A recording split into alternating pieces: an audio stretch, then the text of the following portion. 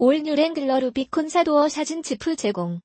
최근 사륜구동 AUV 판매가 늘면서 일부 운전자들은 내 차로 어느 정도 수준의 오프로드까지 갈 수 있을지 궁금해한다. 가벼운 비포장길 외에 물론 조금 더 거친 길을 지나가려는 것, 오프로드 주행 시 주의사항과 온로드 주행법과 다른 운전법을 살펴봤다. 먼저 오프로드 주행의 기본은 운전대를 쥐는 방법을 익히는 것이다. 일반적으로 스티어링 휠을 쥘 때 엄지손가락을 안쪽으로 넣지만 오프로드에서는 엄지를 바깥으로 빼야 한다. 앞바퀴가 바위나 나무 등과 닿거나 걸렸을 때 운전대가 마음대로 돌아가는 경우가 있고 이때 엄지손가락을 다칠 수 있어서다. 그리고 일반 도로에서는 장애물이 떨어졌을 때 피하는 게 상책이지만 오프로드에서는 돌이나 나무를 잘 밟는 게 중요하다. 바퀴를 이용해 장애물을 타고 넘는 게 오히려 안전하다. 또 차종에 따라 서스펜션 높낮이 조절이 되는데 오프로드에서는 최대한 높여야 지형지물을 충분히 활용할 수 있다. 오프로드 주행을 위해 공기압을 약간 낮췄다. 사진 박창규 기자.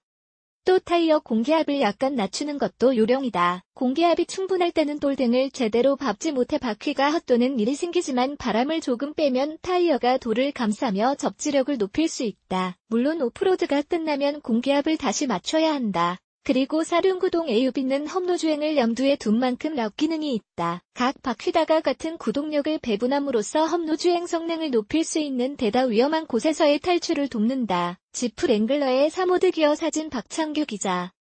오프로드에서는 엔진의 전수를 최대한 일정하게 유지하는 게 중요하다. 2단이나 3단 등 주행 상황에 맞춰 낮은 단으로 고정하는 게 좋다. 이때 차종에 따라 로우 기어를 활용할 수도 있다. 그리고 가장 중요한 건 일반적인 도로가 아닌 길에 도전할 때는 절대로 혼자 가선 안 된다. 문제가 생겼을 때 견인할 상황이 생기는 만큼 다른 차와 함께 조를 이뤄야 하고 동승자도 함께해야 한다. 필요할 때 차에서 내려 장애물의 상황을 알려줘야 안전한 오프로드 주행이 가능하기 때문. 사진 FCA 코리아 제공.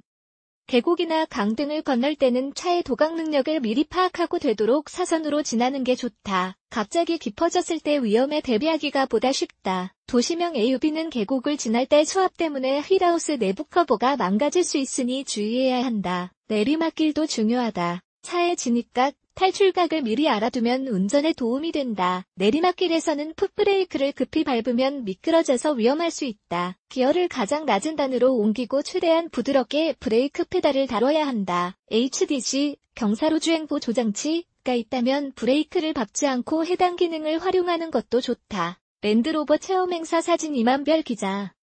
아울러 기초교육을 받고 도전하기 쉬운 인공 오프로드 코스를 체험하는 것도 중요하다. 랜드로버나 지프 등의 브랜드는 정기적으로 오프로드 체험 행사를 마련한다. 여러 상황에 대한 체험과 안전운전 교육을 받을 수 있는 만큼 필수 입문 코스로 꼽힌다. 그리고 무엇보다 안전이 최우선인 만큼 운전 시 여유로움을 잃지 말아야 한다. 오프로드에서는 작은 실수가 큰 사고로 이어질 수 있어서다. 업계 관계자는 자동차 성능을 지나치게 과신하면 반드시 사고로 이어지는 만큼 내 차의 성능과 재원을 제대로 파악하는 게 먼저며 특별한 경우가 아니라면 허가된 길에서만 주행해야 한다면서 여유로운 마음가짐으로 주변을 살피며 운전하는 게 가장 중요하다고 말했다. 박창규 기자. LT 저작권자 성공을 꿈꾸는 사람들의 경제 뉴스머니 S. 무단 전제 및 재배포 금지.